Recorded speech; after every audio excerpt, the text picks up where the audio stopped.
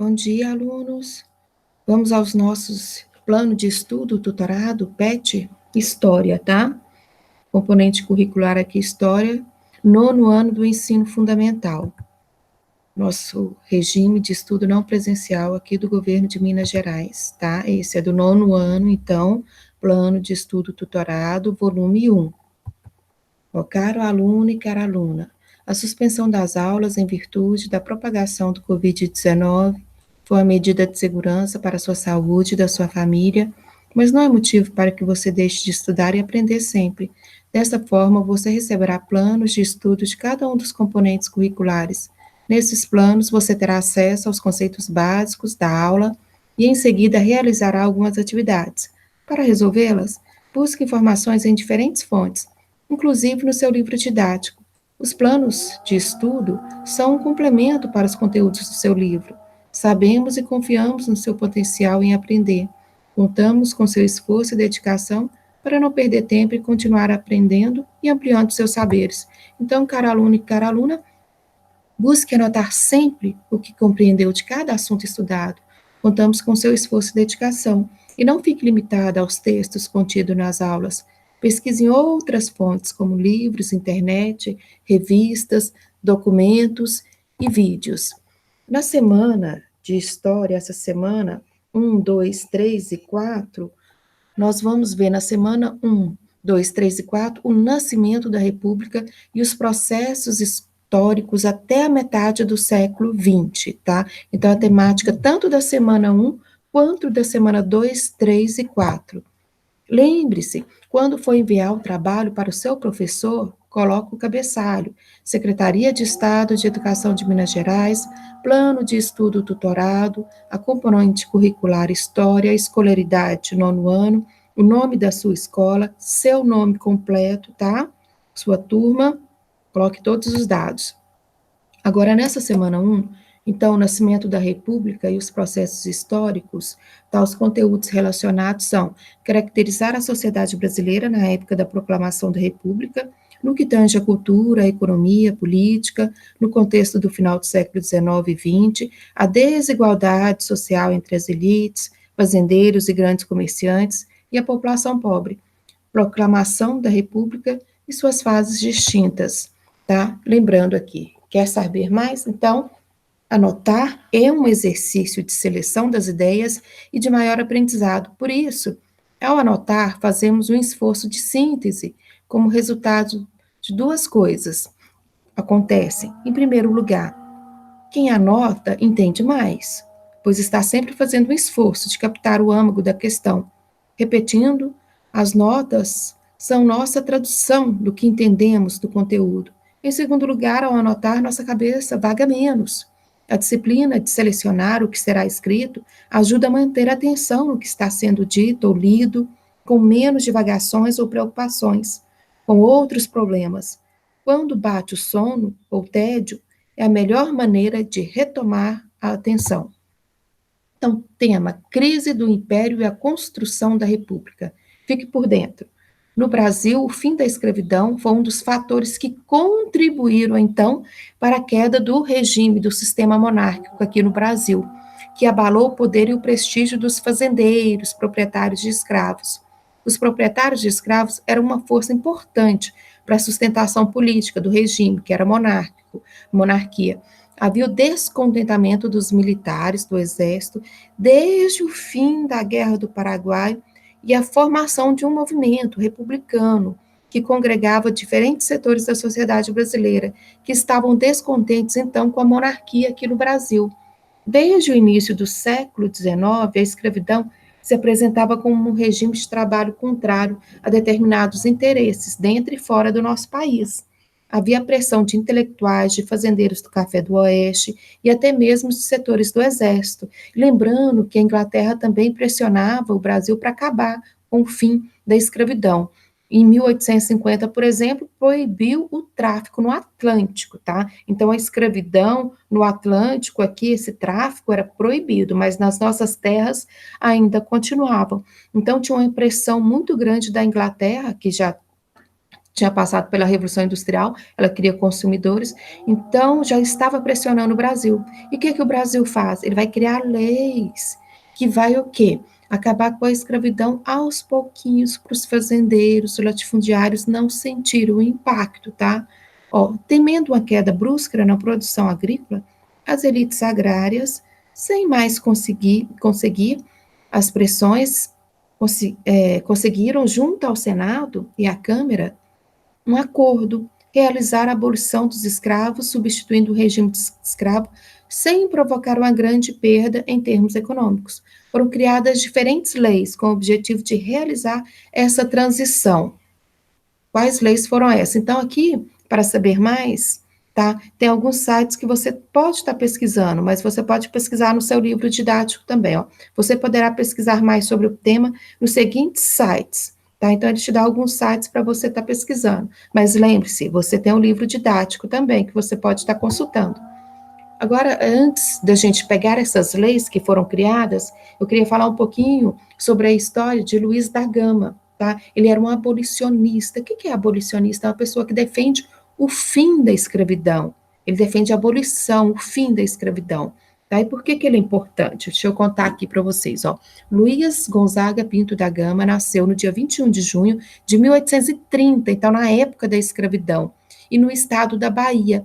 Ele era filho de um fidalgo. O que é um fidalgo? Tá? É um nobre português. E de Luísa, aí negra, livre, que participou de diversas insurreições de escravos. Tá? Então, ele era filho de um português e de uma escrava, ex-escravas, uma negra livre. E em 1840, olha aqui que horror, ele foi vendido como escravo pelo pai para pagar uma dívida de jogo, transportado para o Rio de Janeiro, que ele era da Bahia, transportado para o Rio de Janeiro, ele foi comprado pelo alferes Antônio Pereira Cardoso e passou por diversas cidades de São Paulo, até ser levado ao município de Lorena. E em 1847, quando ele tinha 17 anos, Luiz Gama foi alfabetizado pelo estudante Antônio Rodrigues de Araújo, que havia se hospedado na fazenda de Antônio Pereira Cardoso. Então, aos 18 anos, ele fugiu para São Paulo. E em 1848, ele alistou-se na Força Pública da província, ou Corpo de Força da Linha de São Paulo, entidade na qual se graduou cabo e permaneceu até o ano de 1854, quando deu baixa por um incidente, que ele classificou como suposta insubordinação, já que apenas se limitara a responder insulto de um oficial, tá? Por causa disso. E em 1850, ó, lembrando que em 1850 é a lei, tá, que vai determinar o fim do tráfico negreiro no Atlântico. Então, aqui a luta está muito intensa para acabar com a escravidão no Brasil. Ó, em 1850, ele casou e tentou frequentar o curso de Direito do Largo do São Francisco, que hoje é a Faculdade de São Paulo. Por ser negro, ele enfrentou hostilidade de professores e alunos, mas persistiu, continuou como ouvinte das aulas. Não concluiu o curso, mas ele adquiriu conhecimento. E com esse conhecimento, tá, permitiu que ele atuasse na defesa jurídica de negros escravos. Dizem que ele ajudou mais de 500 escravos na época. Ele realmente ajudava o pessoal. Ele, com aquele conhecimento que ele tinha na área do direito, ele ajudou muitas pessoas na época, no Brasil, numa época triste, que é da escravidão. Então, quem foi Luiz Gama?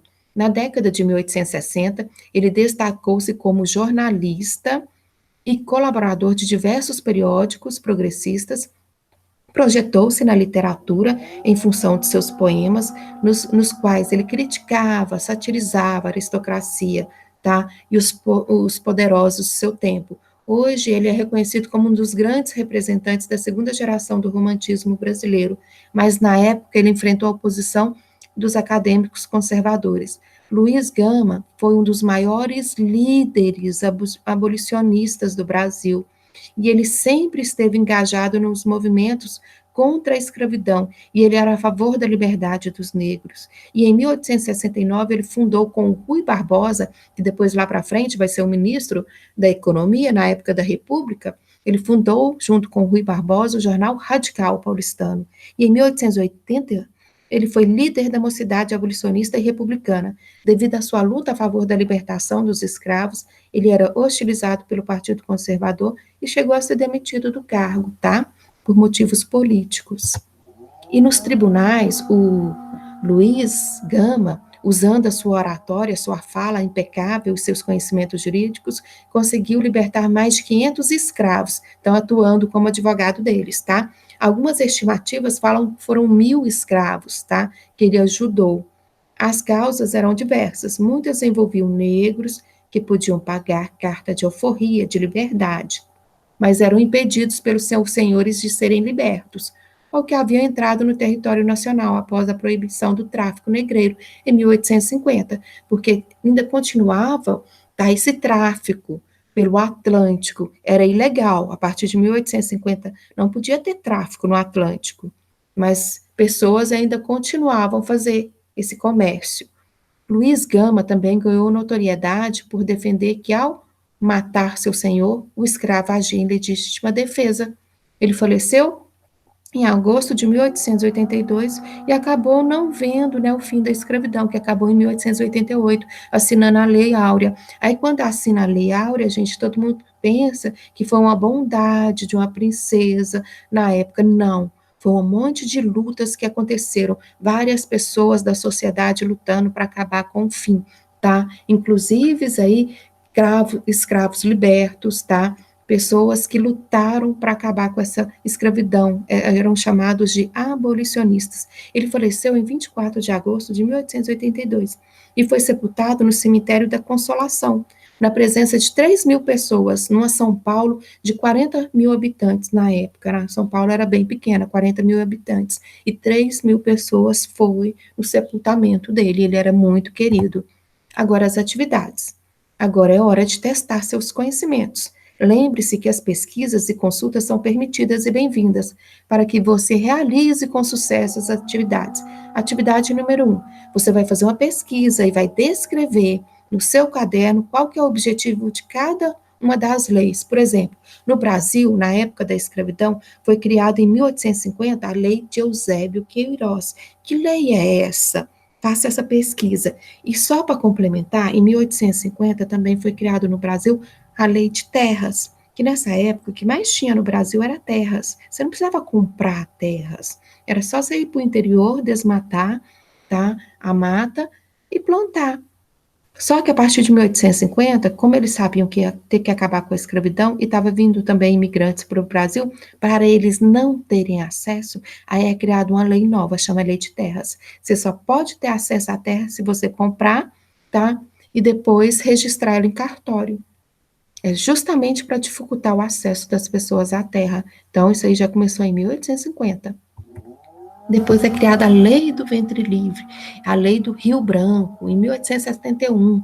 Que lei seria essa? Pesquise e anote aí no seu caderno.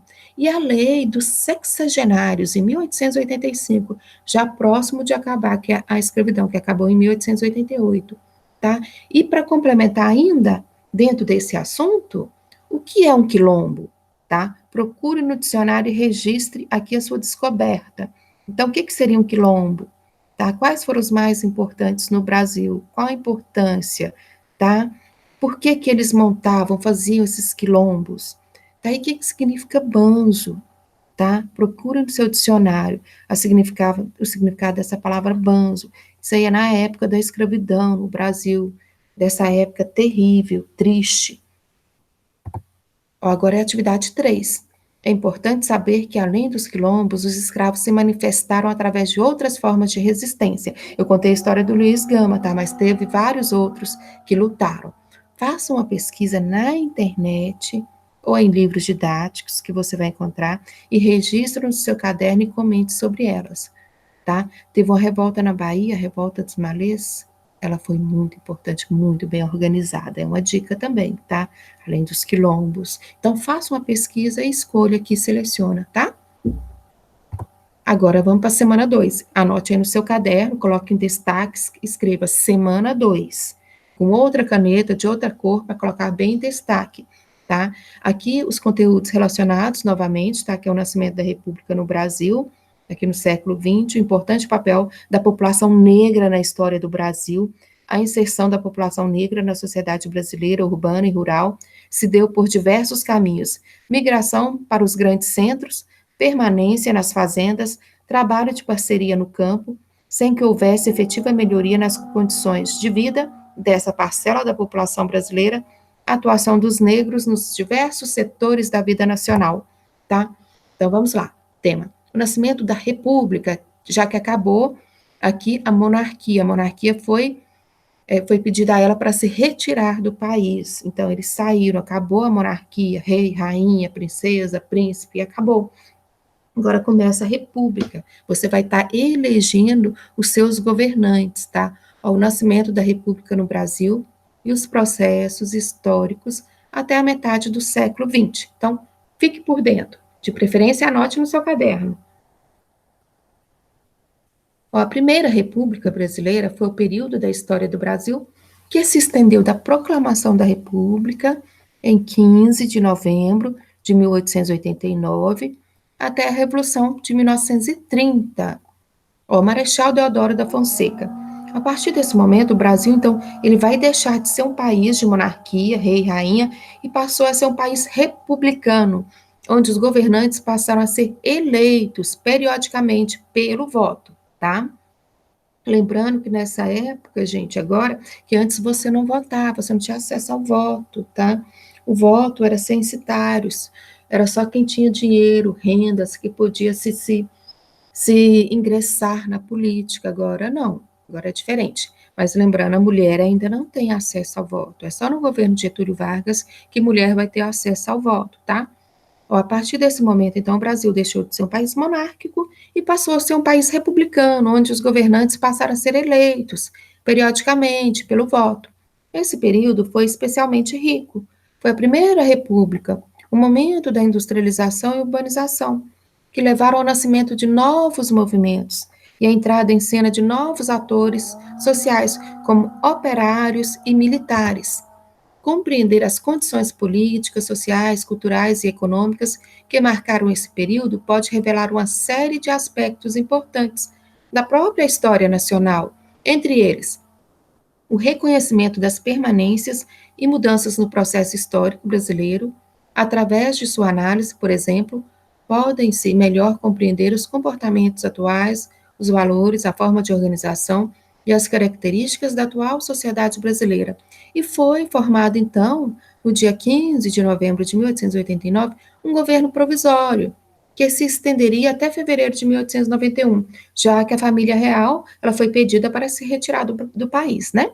E foi ser chefiado pelo Marechal Deodoro da Fonseca. E em 1894, o governo do Marechal Floriano Peixoto foi encerrado e as elites agrárias, latifundiárias, aquelas que demoraram, que o Brasil foi um dos últimos países da América Latina a acabar com a escravidão, e as elites agrárias, então, sobretudo os produtores de café de São Paulo e de Minas Gerais, passaram a conduzir inteiramente a política nacional. Aí a gente chama a política do café com leite, esse revezamento do poder que ficava na região sudeste aqui, nos estados aqui de Minas Gerais e de São Paulo. Uma hora ficava 4 anos alguém no poder de Minas Gerais, depois eram de São Paulo, eles revezavam. A direção política do país passou a ser exclusivamente dos fazendeiros, e assim permaneceu até 1930. Que aí, em 1930, entra Getúlio Vargas, que não faz parte nem de São Paulo, nem de Minas Gerais, é do Rio Grande do Sul, tá? O controle que esses fazendeiros exerciam sobre a política nacional era mantido por 3 elementos fundamentais. Primeiro, coronelismo e voto de cabresto, que o voto era aberto, gente, não era secreto.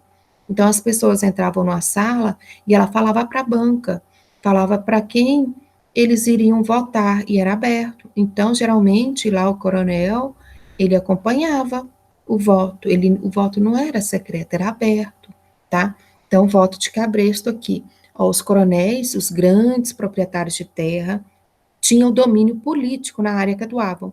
Como o voto era aberto e não era secreto, era fácil controlar os eleitores, utilizando diversos instrumentos para forçar a população a votar em seus candidatos, até mesmo o uso da força. Muitos que muitos eleitores eram funcionários desses grandes fazendeiros, que acompanhavam, se eles não votassem em quem eles quisessem, acabavam tendo represálias. Então, por isso que a gente fala voto de cabresto, tá?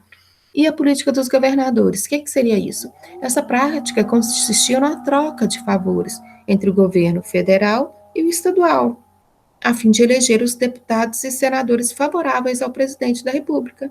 E em troca, o governo federal, tá, o presidente aqui, prometia não intervir nos estados. Então, a política de governadores entre eles, por isso que ficava no domínio entre São Paulo e Minas.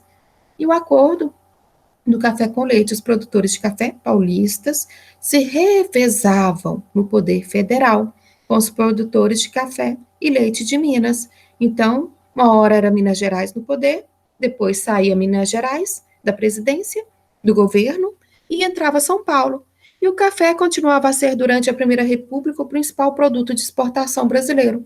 Contudo, com a imigração europeia e a realização de novos investimentos, o Brasil começou também a investir dinheiro na industrialização.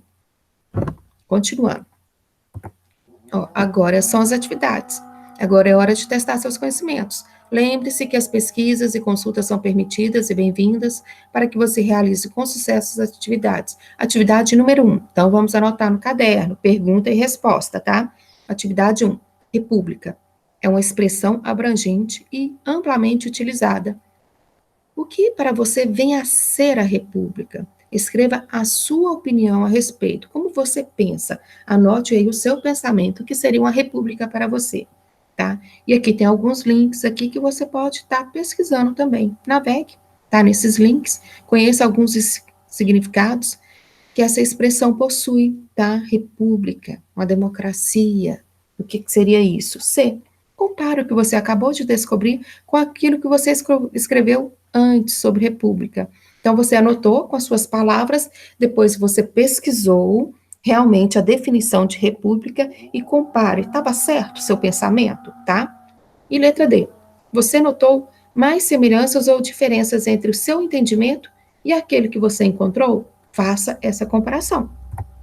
Agora, atividade 2. Depois de assistir o vídeo de animação sobre o Marechal Deodoro, registre em seu caderno os motivos que fizeram Deodoro renunciar ao cargo de presidente. Por que vocês acham que ele não continuou no poder? Ele teve que se renunciar. Tá? Faz essa pesquisa. O que levou a ele sair do governo do Brasil nessa época? Agora, atividade 3.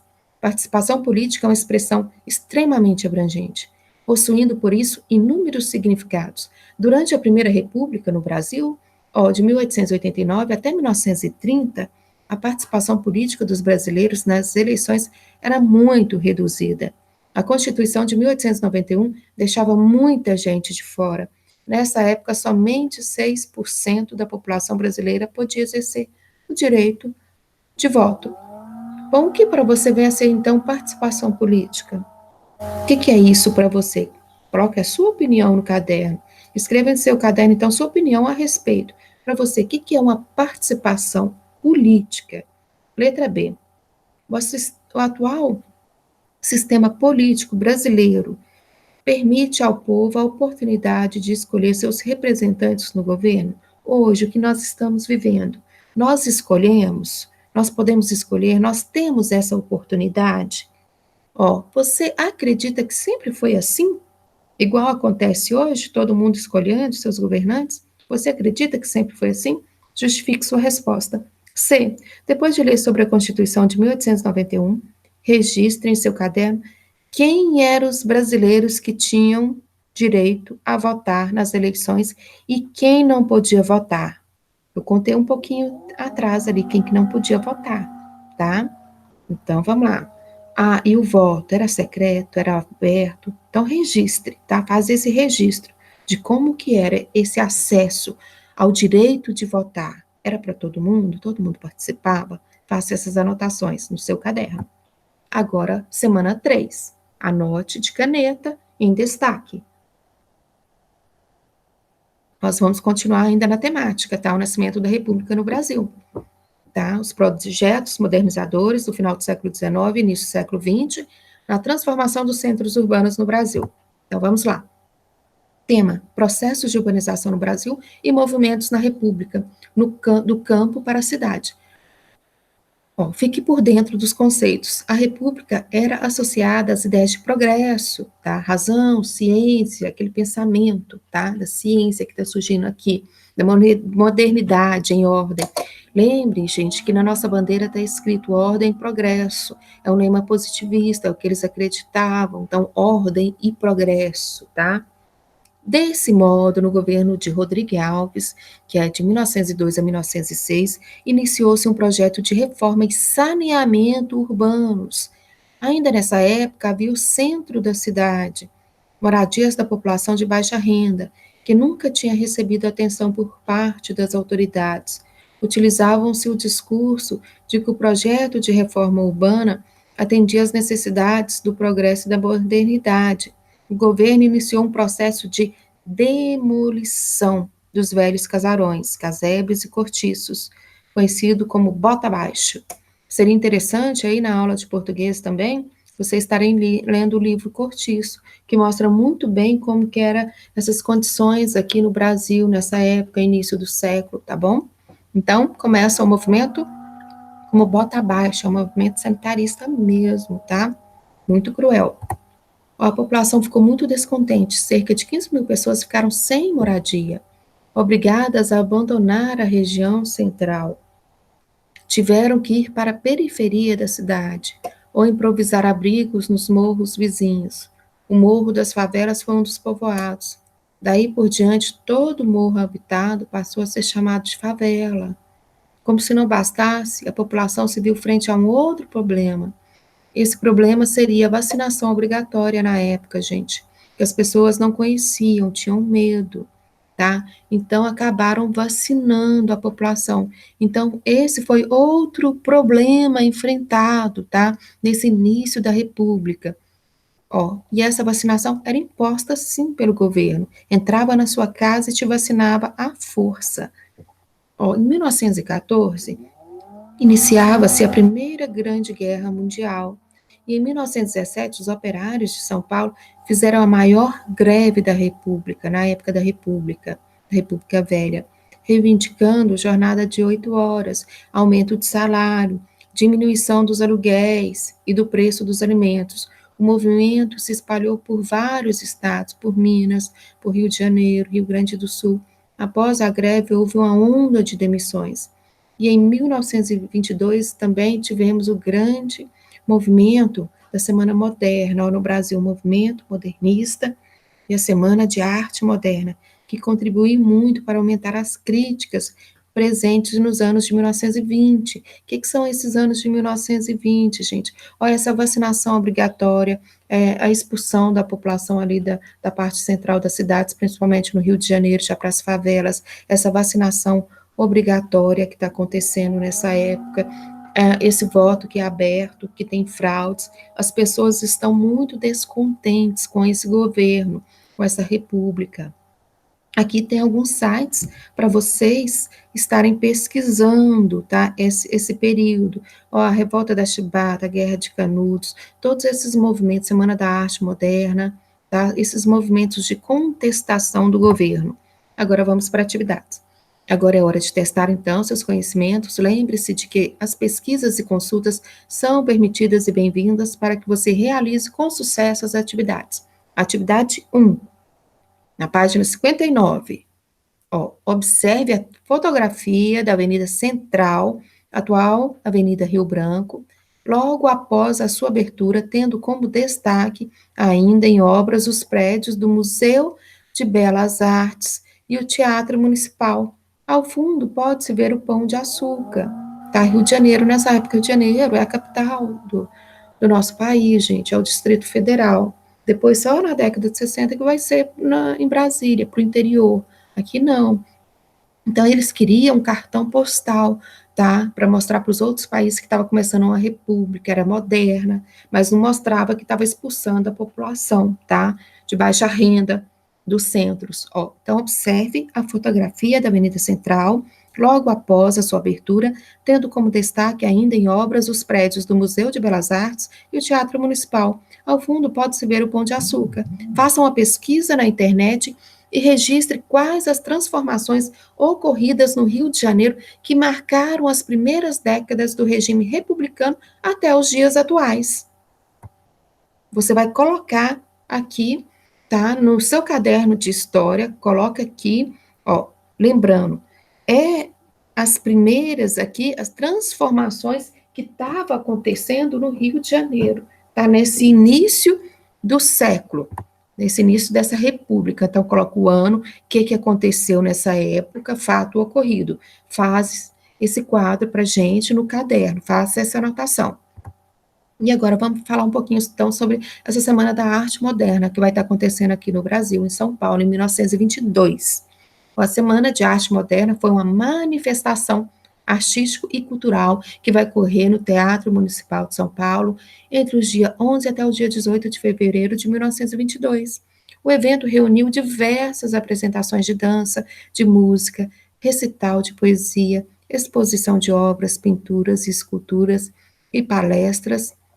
Os artistas envolvidos propunham uma nova visão de arte, a partir de uma estética inovadora, inspirada nas vanguardas europeias. Junto eles visavam a renovação social e artística no país, que foi deflagrada na semana, então, semana de 22. E mais para frente tem a pintura de Tarsila de Amaral, do Abapuru, tá? Que vai retratar esse momento. Não foi nessa época aqui em 22, não, é um pouquinho mais para frente, mas que vai retratar esse momento também, tá? O evento aqui chocou grande parte da população e trouxe à tona uma nova visão sobre os processos artísticos, bem como a apresentação de uma arte mais brasileira. Houve um rompimento com a arte acadêmica, inaugurando, assim, uma revolução estética e um movimento modernista no Brasil. Isso aqui é muito interessante, gente. Faça uma pesquisa, faça aí uma pesquisa junto com artes, junto com a professora também de português, tá? Esse movimento modernista no Brasil de 1922, contestando essa sociedade agrária, atrasada, a maioria da população analfabeta, descontente com o governo, tá com as fraudes nas eleições, descontente com a política. Então, faça uma pesquisa sobre a Semana de Arte Moderna em 1922. Agora, semana 4, tá? Continuando na temática aqui, conteúdos relacionados.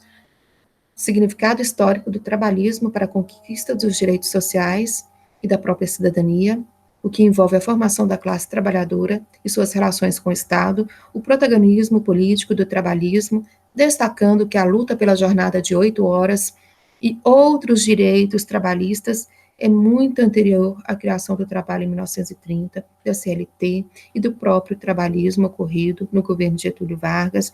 Então, você pega o início dessa república, o que estava acontecendo, tá? Os sindicatos atuantes aqui na época, essas greves operárias, a mais forte é em 1917, essa greve que vai estar acontecendo. Então, tem uma luta anterior, tá? Então, faça essa pesquisa. E depois, no governo de Vargas, né? Aí a criação da CLT, que é a consolidação das leis trabalhistas, aí é com Vargas que vai ter direito ao voto, a mulher vai começar a votar, tá? O voto vai ser secreto. Então, façam essa pesquisa. No livro didático de vocês também tem muito material sobre isso. Ó, agora tema. Trabalhismo e as conquistas dos direitos sociais. Faça uma pesquisa nessa temática, gente, tá? Caro aluno, cara aluna, nessa semana você vai entender o que significou a conquista dos direitos sociais e trabalhistas para a classe trabalhadora no Brasil. Fique por dentro dos conceitos. As conquistas sociais em relação ao trabalho no Brasil são tardias, porque nosso desligamento com a escravidão demorou demais, gente. E nossa indústria também foi muito tardia, tá? Nela estavam previstos direitos trabalhistas como salário mínimo, jornada de trabalho de 8 horas, repouso semanal, férias remuneradas e assistência médica e sanitária, tá? A conquista dos direitos trabalhistas no Brasil, avanços e contradições. Então, pesquisa lá em História Hoje, tá? Faça aí uma breve pesquisa também, uma breve história dos direitos trabalhistas no Brasil e no mundo, no guia do estudante.abril.com, pesquise em outros sites também e no livro didático. Agora vamos para as atividades. Agora é hora de testar seus conhecimentos. Lembre-se que as pesquisas e consultas são permitidas e bem-vindas, para que você realize com sucesso as atividades. Atividade número 1. Nos primeiros anos do governo Vargas, as organizações operárias, sob controle das correntes de esquerda, tentaram se opor ao seu enquadramento pelo Estado, mas a tentativa fracassou. Além do governo, a própria base dessas organizações pressionou pela legalização. Vários benefícios, como as férias e a possibilidade de postular direitos perante as juntas de conciliação e julgamento, dependiam da condição de ser membro do sindicato reconhecido pelo governo. Escolha a opção correta abaixo e complete a frase. No contexto histórico retratado pelo texto, a relação entre governo e movimento sindical foi caracterizada, complete, tá? Letra A, pelo reconhecimento de diferentes ideologias políticas, o que vocês acham? Ou por um diálogo democraticamente constituído nos primeiros anos do governo Vargas, tá, gente? As organizações operárias, sob controle das correntes de esquerdas, tentaram se opor ao enquadramento pelo Estado, tá? Ou foi letra C, pelas benesses sociais do getulismo, ou letra D, pela vinculação de direitos trabalhistas à tutela do Estado, tá? Então, complete aí. Agora, atividade 2. Resumindo a República Velha. Aqui, vamos conceituar os termos da República Velha, tá? Conceitualizar, gente, coloque aí a sua definição. República da Espada, quando que vai estar acontecendo, qual período, o que que foi isso, o que que significa mandonismo, coronelismo, o que seria coronelismo, clientelismo, o que que isso significa, a política dos governadores, o voto de cabresto, o que que é isso? Coloca a definição, faça esse quadro no seu caderno e coloca a definição logo na frente, que quando voltar às aulas, estarei olhando esses cadernos, tá? Além dessas atividades que vocês vão estar me enviando. O que é a política do café com leite? É para conceitualizar, coloca a definição aqui resumidamente. O movimento operário, a guerra de Canudos, o que foi isso? Onde aconteceu? Em que período? Qual governo que era? A revolta da Chibata, da guerra do contestado, onde aconteceu essa guerra? Em que período? Que governo? A coluna Prestes, façam essa pesquisa. E vamos relembrar, então, para ajudar vocês nessa atividade anterior. Coronelismo. No início, então, do período republicano no Brasil, no final do século XIX e no século XX, vigorou um sistema conhecido popularmente como coronelismo. Esse nome foi dado pois a política era controlada e comandada pelos coronéis. É que na época que era da monarquia, o que acontece? As pessoas mais influentes da região recebiam a patente de coronel, era como se fosse o delegado da região, tá? Ele mandava nessa região. Ele era a lei e a justiça. Só que acabou a monarquia, o exército estava descontente com essa patente aqui de coronel que esses grandes fazendeiros acabavam recebendo, tá? Mas acabou a monarquia, esse título ainda popularmente ficou conhecido como coronel, tá? O coronel da região, aquela pessoa influente que manda na região ali, né, manda na política da região. Bom, resumo das principais características, então, do coronelismo. Voto de cabresto. Olha a imagem ali. Ou seja, você era obrigado a votar em quem ali o coronel, vamos dizer, da região obrigava. Então, o voto era aberto, todo mundo estava vendo em quem você estava votando. O voto não era secreto.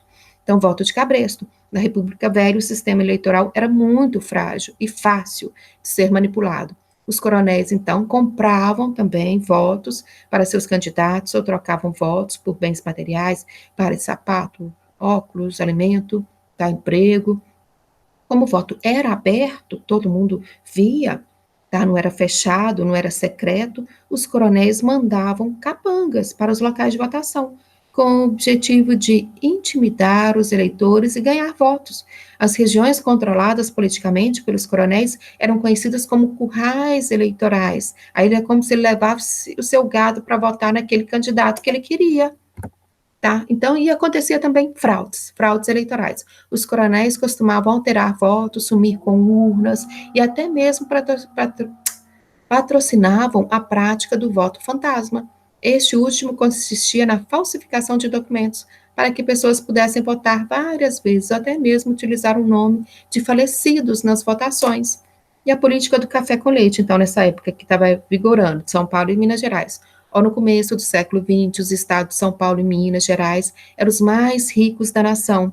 Enquanto o primeiro lucrava muito com a produção de exportação de café, o segundo gerava riqueza com a produção de leite e derivados. Os políticos desses estados, então, faziam acordos para perpetuarem-se no poder central, tá? Muitos presidentes da República nesse período foram paulistas ou, se não, mineiros. E a política de governadores, que nós já tínhamos falado. Ó, os governadores dos estados e o presidente da República, eles faziam acordos entre si, na base da troca de favores, para governarem de forma tranquila. Por isso que acontecia essas fraudes eleitorais, esse voto de cabresto. Os governadores não faziam oposição ao governo central e ganhavam em troca deste apoio liberação de verbas, dinheiros, tá? Essa prática, então, foi criada pelo presidente Salles e fortaleceu o poder dos coronéis em seus estados. Agora vamos falar um pouquinho da Guerra de Canudos, que ela vai estar acontecendo na Bahia. Ela é um movimento messiânico. Quando eu falo messiânico, gente, significa um Messias, um Salvador. Então a população pobre acabou acreditando como se fosse um Messias, um Salvador, para tirar eles daquela miséria, daquela pobreza. Ó, avaliações políticas erradas, pobreza e religiosidade deram início à guerra contra os habitantes do Arraial de Canudos, no interior da Bahia, onde viviam, em 1896, logo no início, então, da República, cerca de 20 mil pessoas, sob o comando do beato Antônio Conselheiro.